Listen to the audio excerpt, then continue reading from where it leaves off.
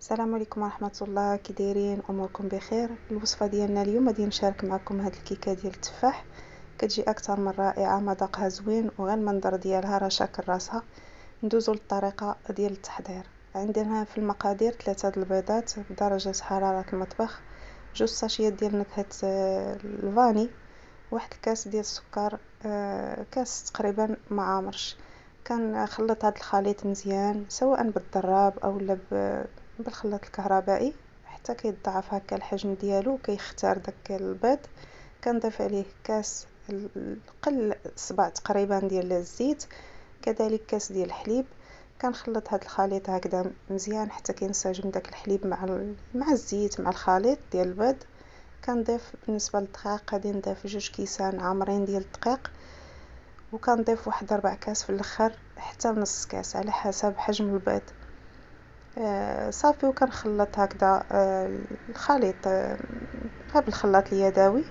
في الاخر كنضيف جوج خميرات ديال الحلويات، كنضيفهم حتى الاخر، وكنضيف معهم واحد القطيره ديال الخل باش كيدير داك التفاعل ديال الخميره مع الخل وكيجي الكيك ديالنا طالع ومهوي.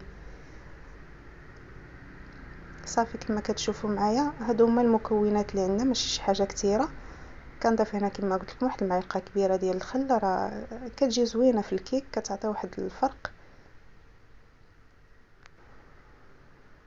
هنا انا دايره المول ديال الكيك، غادي نديرها في المول الطويل.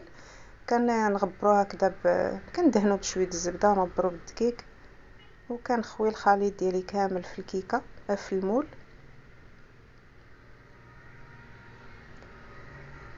هنا حتى كنصاوب الكيكه عاد كنحك واحد التفاحه باش ما تكحلش، كنحكها هكذا في الحكاكه الغليظه من بعد ما قشرتها. كتعطي واحد المذاق زوين لهاد الكيكه، ما كيجيش يعني باين بزاف، ولكن كتعطي واحد التعليكه زوينه، كيهبط شويه هكذا في وسط الكيكه، كتجي لذيذه بزاف، كتجي بحال المذاق ديال الكيكه ديال المخبزات. كنضيف شويه ديال اللوز ايفيلي من الفوق، شويه ديال حبيبات الشوكولات هكذا من الفوق. الفران شاعل كندخلها طيب ونقدمها معكم ان شاء الله.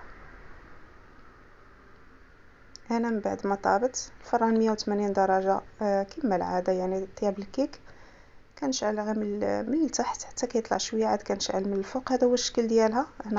هنا باقا الكيكه ديالي سخونه، كنخليها حتى كتبرد شويه كنقطعوها. نتوما عارفين الكيك حتى كيصبح عاد كيعطي واحد القوام زوين. هذه هي الكيكه ديالي، جات هشيشه وخفيفه كما كتشوفوا، راه الشكل ديالها باين. صافي هنا وصلنا لنهايه الفيديو. كنتمنى هذا الفيديو ينال الاعجاب ديالكم، ما تبخلوش عليا بلايك، وكنضرب لكم ان شاء الله موعد مع فيديو قادم. دمتم في رعايه الله وحفظه، مع السلامه.